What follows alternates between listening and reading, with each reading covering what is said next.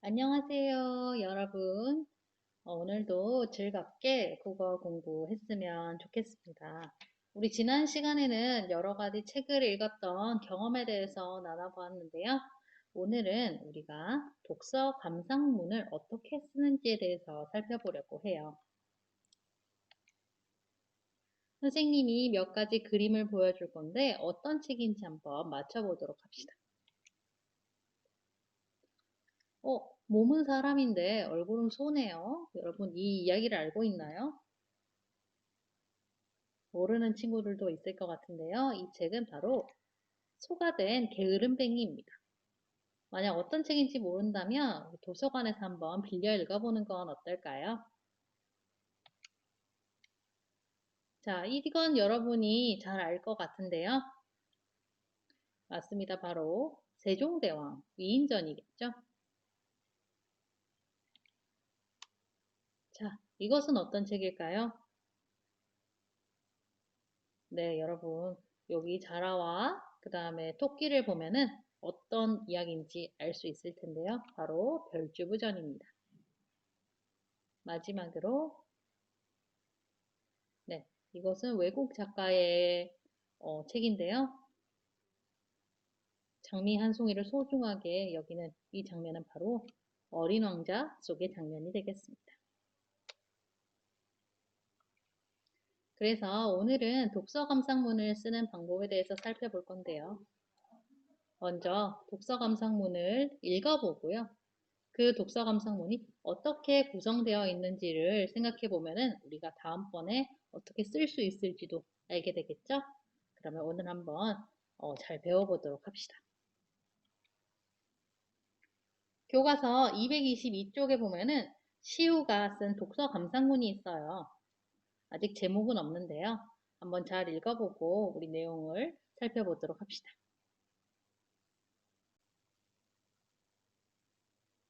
학교 도서관에서 책을 고르다가 세시풍속이라는 책을 읽었습니다. 이 책은 우리 조상이 농사일로 고된 일상 속에서 빼먹지 않고 지켜오던 일년의 세시풍속을 담은 책입니다. 세시풍속은 옛날에만 있었던 것인 줄 알았는데 오늘날 우리 삶에도 많이 남아 있어서 신기했습니다. 책은 계절의 차례대로 봄, 여름, 가을, 겨울의 세시풍속을 소개했습니다. 지금 계절이 겨울이므로 겨울 부분부터 읽어보았습니다. 겨울의 세시풍속 가운데에서 인상 깊었던 것은 동지입니다.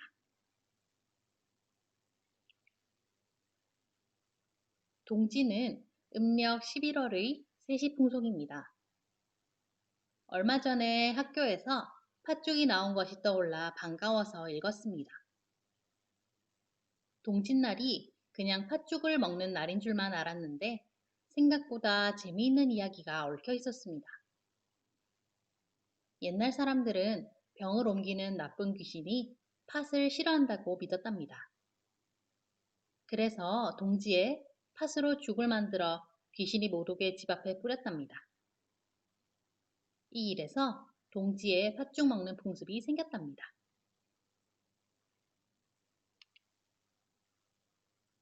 이런 재미있는 이야기를 지닌 동지는 낮이 길어지기 시작하는 날로 사람들은 이날부터 태양의 기온이 다시 살아난다고 생각했다고 합니다. 동지가 밤이 가장 길고 낮이 가장 짧은 날이라고만 생각했는데 우리 조상은 태양의 기온이 다시 살아나면서 낮이 길어지는 것이라고 생각한 점이 인상 깊었습니다. 그래서 한 가지를 볼 때 여러 가지 시각으로 봐야겠다고 생각했습니다. 세시풍속을 읽고 나니 조상의 지혜를 더 잘 알 수 있었습니다. 계절의 변화 하나하나에 의미를 부여하고 삶을 즐겁게 보내려는 마음을 듬뿍 느꼈습니다.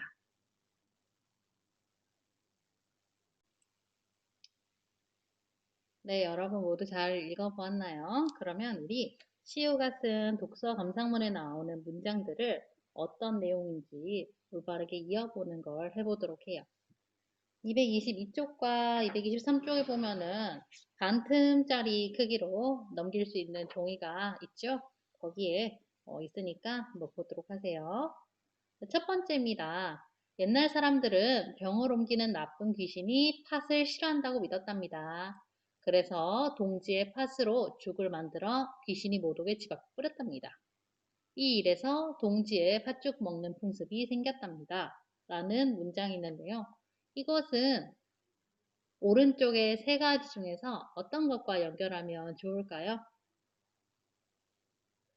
그렇죠. 바로 책 안에 있는 어떤 내용에 대해서 소개를 한 것이기 때문에 가장 마지막에 있는 책 내용과 연결 지으면 좋을 것 같습니다. 두 번째 노란 네모예요. 계절의 변화 하나하나에 의미를 부여하고 삶을 즐겁게 보내려는 마음을 듬뿍 느꼈습니다. 라고 했네요. 이것은 무엇일까요? 그렇죠. 느꼈습니다. 라고 했으니까 이 시후의 생각이죠.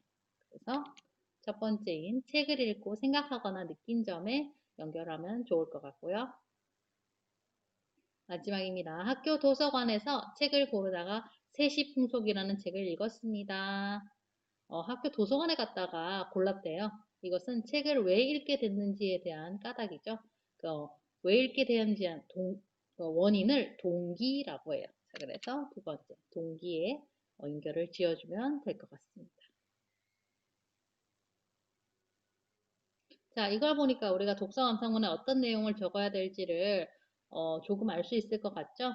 왜 이 책을 읽게 되었는지, 책 안엔 어떤 내용이 있는지, 그리고 그 책을 읽고 나서 나는 어떤 생각이나 느낌이 들었는지, 이 세 가지가 들어가야 독서 감상문이다라고 할 수가 있겠습니다. 자, 그러면 이 중간에 반틈짜리 종이를 넘겨보면요.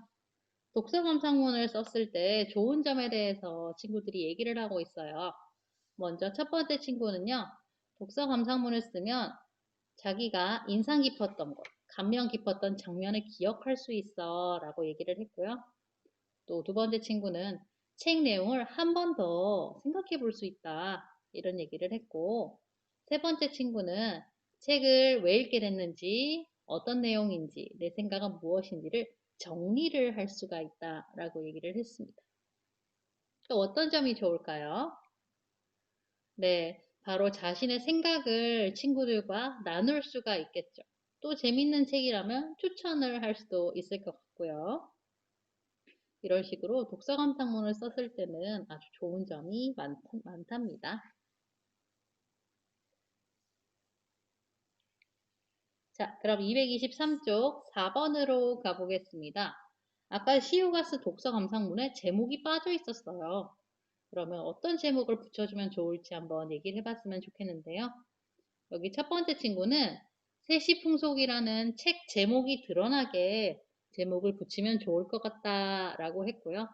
두 번째 친구는 어떤 걸 생각했는지를 표현했으면 좋겠다라고 얘기를 했습니다. 또 이런 독서 감상문을 적을 때 제목은 뭐 시우처럼 이렇게 일기 형식으로 적을 수도 있지만 혹시 거기에 나오는 인물에게 편지를 쓸 수도 있기 때문에 누구누구에게 보내는 편지 이런 식으로 형식에 맞춰서 제목을 쓸 수도 있어요.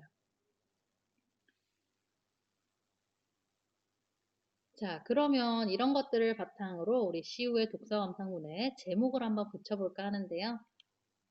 어떤 제목을 붙이면 좋을까요? 여러분이 그것을 적고 왜 그렇게 생각했는지도 이유를 적어보면 좋을 것 같아요.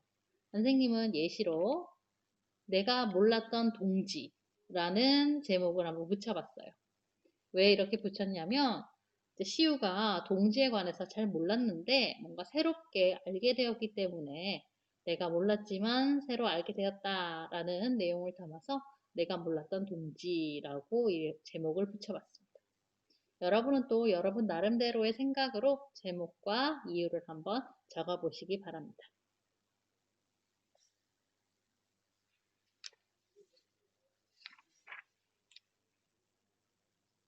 다 적었다면 224쪽으로 넘어갈게요. 시우가 독서 감상문을 어떤 과정으로 쓰게 되었는지를 한번 생각해 보도록 해요. 아무래도 먼저 책을 읽어야겠죠? 독서 감상문을 쓸 책을 고릅니다. 뭐 집에 있는 책, 그다음 교실에 있는 책, 도서관에 있는 책 등등 여러 가지 책이 있을 텐데 그 중에서 하나를 고른 다음요. 책 내용이 어떤 것이었는지 떠올리는 게 좋겠죠? 기억이 안 나면 한 번 더 읽어봐도 좋겠고요. 웬만하면은 가장 최근에 읽었던 책에 관해서 독서 감상문을 차곡차곡 정리하면 나중에 보면서 아, 내가 이런 생각을 했구나 라고 느낄 수도 있어요. 자, 이렇게 책 내용을 다 떠올린 다음에는 다 적기는 힘들어요. 그쵸? 책이 두껍기 때문에 그 중에서 어떤 장면을 내가 쓸 것인지 정합니다. 아무래도 내가 재미있게 생각했던 장면 혹은 새롭게 알게 된 장면 이런 것들이 좋겠죠? 그런 것들을 정하고요. 그리고 왜 내가 그게 인상 깊었는지 까닭도 한번 생각해 보는 게 좋겠습니다. 자, 그 다음 5번이에요. 5번에 친구가 생각하고 있네요. 달마다 세시풍속으로 여러 가지 행사를 했더니 참 재미있네 라면서 자기가 그 책에 대한 생각이나 느낌을 정리를 합니다. 독서 감상문을 적을 때는 줄거리만 적는 친구들이 있는데 줄거리보다는 내가 어떤 생각을 하고 어떤 느낌을 가졌는지가 훨씬 더 중요하기 때문에 빼먹지 않도록 유의해 주시기 바랍니다. 자, 이렇게 다 독서 감상문을 적었다면 마지막으로는 제목을 적어주면 완성입니다. 어때요, 여러분? 잘 쓸 수 있겠나요?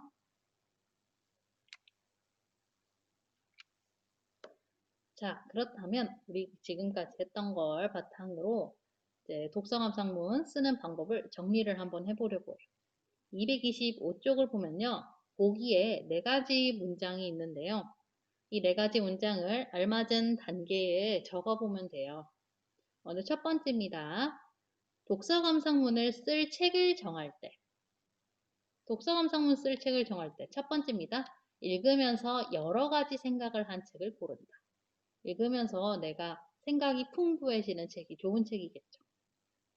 그리고 나서 어떻게 또 정하면 좋을까요? 맞아요. 뭐 옛날에 읽었던 동화책도 좋지만 아무래도 이제 나이가 있고 4학년쯤 되었으면 새롭게 알게 된 내용이 많은 책들을 고르는 게 좋겠죠? 그래야 아무래도 내가 더 생각하고 느낀 점이 많을 테니까요. 그래서 새롭게 안 내용이 많은 책을 골라봅니다.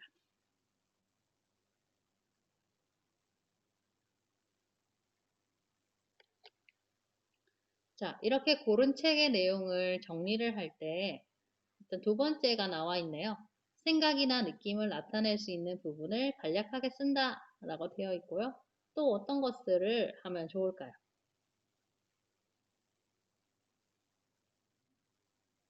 맞습니다. 바로 인상 깊은 부분. 아까 얘기를 했죠? 다 적을 순 없어요. 그 중에서 내가 아 이거 괜찮았다 하는 그 부분을 이제 뽑아서 적는 것이 좋을 것 같습니다.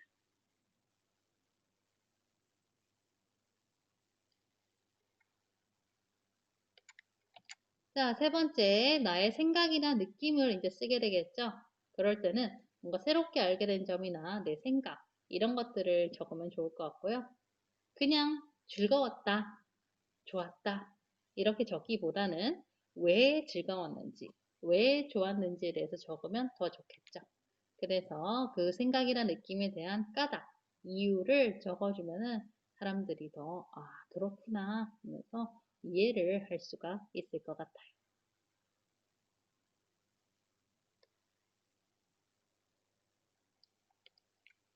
자, 마지막으로 독서 감상물 다 썼지만 내가 한번 읽어보면서 이제 흐름은 괜찮은지, 문장의 짜임은 괜찮은지 이제 확인을 하게 되겠죠. 그러다가 이제 고쳐 쓰게 될 경우에는 이제 생각이나 느낌이 책 내용과 어울리는지도 확인해 보고 우리 아까 시우의 독서 감상문에서처럼 마지막에 제목을 정했죠. 제목이 내용과 잘 어울리는지 확인을 하는 것이 좋겠습니다. 수박에 관련된 책을 읽어서 그런 내용을 적었는데 제목이 딸기면 안 되겠죠. 그래서 제목과 내용이 잘 어울리는지도 중요하게 보는 것이 좋겠습니다.